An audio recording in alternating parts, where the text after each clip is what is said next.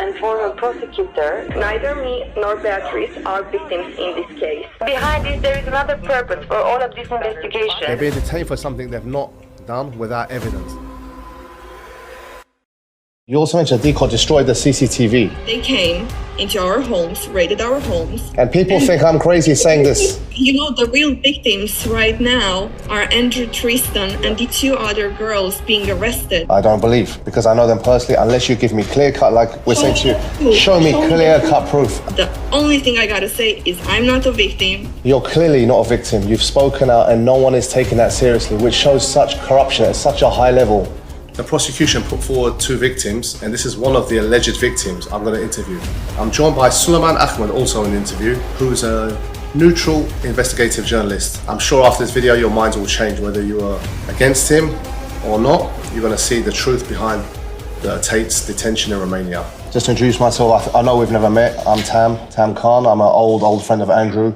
And for me, this whole case is very personal in a way. I'm Suleiman Ahmed. I'm an independent journalist. I have no connection to the Tates whatsoever. And the basis for this is to get down to the bottom of exactly what's been happening and what the facts are. So thank you very much for joining us.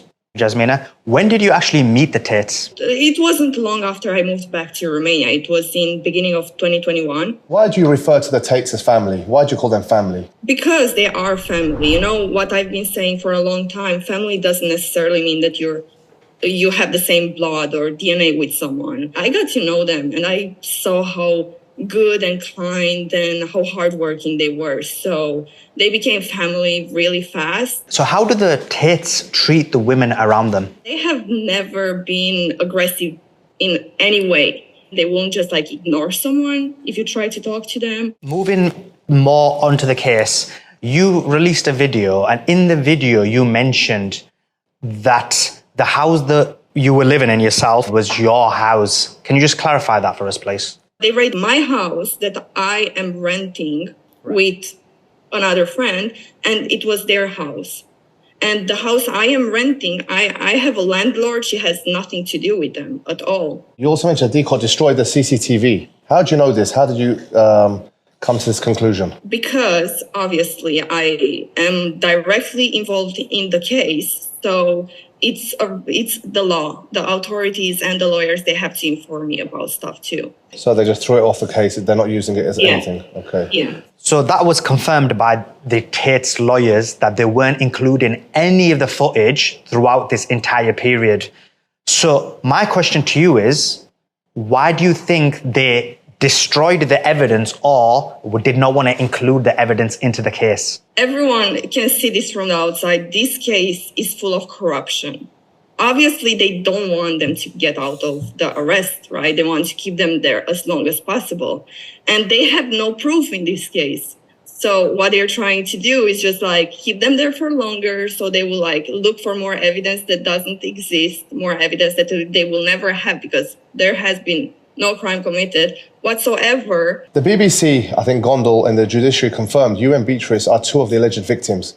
Can you confirm this to us, and how do you know you are actually confirmed as alleged victims? After they got arrested, that's when I found out that I was a victim in this case, and I never gave my statement as a victim. So I was very shocked and surprised it even happened. And I did give in total 3 statements. Yeah, 3 statements in total. And 2 of them were given after the second raid, after 29th of December of last year, when they got arrested. And it was totally ignored and not approved. Just to clarify, what you're saying is you could give live evidence, but what they're trying to do is discredit that evidence by saying that they've brainwashed you. Yeah. But did they give you any explanations as to why? No. They gave me an explanation that this is the procedure. This is why we have to do this. But they haven't given me an explanation about why they are not approving my statements and why I'm being ignored, why I'm stated as a victim. I tried to talk to them a lot of times, but no one is listening to me. You mentioned in a number of videos that you asked Dicot to remove you as a victim. What explanation did they give to say that they will not remove you? None. They are completely ignoring me. In the first statement ever that we gave in April, I clarified the whole case, how it happened. I answered all the questions as the truth. And if you read my statement from April, even those from now, anyone could see that everything that's been assumed, it's a lie. It's a huge lie. I mean, that is huge, because what you're essentially saying is the witness statements are so damaging to the prosecution, and that's the reason why they don't want to include it. They came into our homes, raided our homes, and then they took us to the police section. They said, okay, you're going to be interviewed, you're going to give your statements. And I asked them, what's the reason? And they said, no, you're going to figure it out later. You're going to find out later. Right. But what do you think it is, what you've said, is a reason why they'll never file them or produce them? In my witness statement. Yeah. The truth. I am speaking the truth. I've been saying the truth always since April of last year. And that's what they want to avoid. They want to avoid a voice, and they want to avoid people finding out the truth in the first place, because that will mean that the case will be done. They will lose the case. And that's what they don't want, because they have so much going on behind. Elections coming up in 2024, you have the leadership spot open in the DCOT, which the prosecutor wants. There is so much more to this case that people don't see. You only see what media brings, and those are just assumptions. Yeah, so I just want to summarize. What you're saying is you are not a victim. You consider the Tates as family, yet the judiciary and the prosecutor are ignoring you. Now, one last argument people have is you've got Stockholm syndrome. And what that means is that the Tates were basically controlling you, and so you're brainwashed into saying these things. So we want to ask some questions about that. So the first question is, did the Tates control you? No one has ever controlled me, not even my parents. Okay? There's being controlled. That's a big word. And do I seem like the girl that is controlled? No, no one was ever controlled. What decisions did you make on your own, for example? It must sound too crazy knowing, just looking at your characteristics and mannerism, it doesn't look like a victim to me, already, just from the way you look, your presence, and your kind of like character is quite positive, But these questions just to silence a lot of the critics and the biased media. So a lot of them say, like, what did you decide on your own? What kind of decisions did you make, just for example? I can just say everything. Okay. Because I decided everything for my own. I cannot say that they've ever decided anything for me or no one else. I chose to speak out right now because I wanted to. And I'm a really personal and private person. But, when you see your family and your closest friends being punished for crimes they didn't commit, then you obviously stop and go out with that. So, no, I've always made my own decisions. I've always done whatever I wanted to do. There has never been a ground on holding me back on doing anything. So there wasn't a scenario where you were trapped or locked up in the Tate's house? Never. And no one has ever been trapped in their house. When I do podcasts or I speak about this, everyone asks me the same question, so I'm going to have to ask you. Is there any kind of clear-cut proof or evidence if they brought you to say that Tates did a crime? Would you accept it? Is there anything they could show you which would make you think, okay, you know what? I'll accept they've done something. What would it take for you to accept there's a crime? There has been no crime made. And there will not be a crime. When it comes to them, they are very straight and going for people. They don't like crimes. They are very good people. So whatever the police, the authorities, whatever people might bring out as a crime, I can say from now, I don't believe in any of it. But this is a hypothetical question.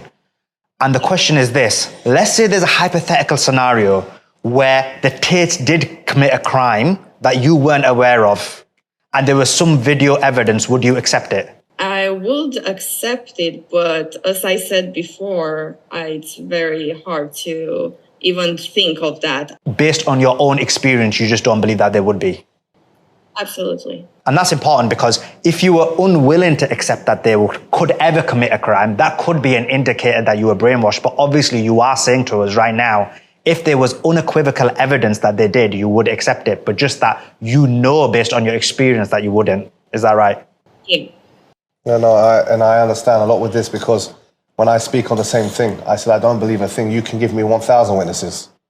I don't believe because I know them personally. Unless you give me clear cut, like we're saying to you, show me clear cut proof. And until that day, yeah, exactly. Unless you show me the proof, there's nothing. I can never say that's true. And people think I'm crazy saying this. And this case, as I'm so involved in it, I obviously know there is no proof. But like in general, talking about it, no, I will never. I will accept if you give me proof, 100%. But unless you give me proof, which they haven't given out either when it comes to this case, I don't believe anything. Yeah, I think that highlights their characters. People who personally know them, they laugh that we kind of like impossible.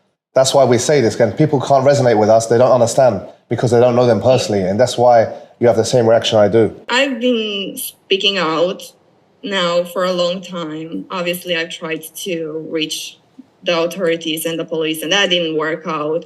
There are many things around the media which are lies, and I really want everyone to stop looking at that and start looking into the truth and what we show as proof and start believing what's right, not what's wrong. Because people talk about me being brainwashed and having the Stockholm syndrome, and yes, I've been reading the comments on Twitter, but those people that write those exact comments are the ones being brainwashed. The only thing I gotta say is I'm not a victim. I've never been a victim. No one has committed any crimes, and people that have done nothing wrong are paying for. And I think after speaking to you, and this is the first time I've spoken to you and ever met you, and it's just scary for me. I want to add to this before we finish is, you're clearly not a victim. You've spoken out and no one is taking that seriously, which shows such corruption at such a high level where you've got people's lives on the line and they're still ignoring it and people ignore it. And I say all the time, whether you like the Tate's content or not, that's nothing to do with it. I don't mind. But this is not fair. This is human rights violation, yeah. And I can't see with Romania on this magnifying glass in front of the whole world, they can get away with this. It's sickening. I just want my family to come back home and, I want justice to be made, obviously. There's always been corruption in Romania, but this is a whole other limit. I think the Romanian population themselves should take a look at this, take away their biased ideas of the Tates and think anyone could be a victim, anyone could be perpetrator or a convict. So it's dangerous. The real victims right now are Andrew Tristan and the two other girls being arrested. They are victims of the corruption and victims of the authorities. That's the fact. Those are the real victims. And it's the police and the authorities. They are the guilty ones. They are the ones that should be paying for punishing people that have done nothing wrong. Yeah, and us. We're also victims because we suffer seeing our family and closest friends being punished for nothing. I think the biggest fear most men have is this. You come now, based on what's happening to Andrew Tate and Tristan Tate, every man should be in fear. Every woman should fear for their brother, husband, or son. Because basically what they're saying is, you can accuse someone of a crime. The victim can say they did not commit the crime, and you can still send them to prison. If that's what humanity means, I want nothing to do with it. That's not being human. And I don't even understand how the people working on this case can sleep at night knowing all this. Because there are people suffering. A lot of people are suffering out there because of what's happening to them. Yeah. How can you feel safe? And of course, there will always be haters, but I've seen all those supporters. And honestly, for Andrew and Tristan right now, and say that we all appreciate your support and being there, that's really helpful. That's the real vaccine we need. Right. Thank you so much for your time and for taking our questions. A lot of them were detailed, and I know it's difficult based on the situation that you are in, where you're stuck. And I've explained that you're not a victim, and yet you're being forced to be a victim, most likely because they want to discredit your witness testimony in live court. So anyway, thank you very much, and much appreciated. Thank you too. Thank you.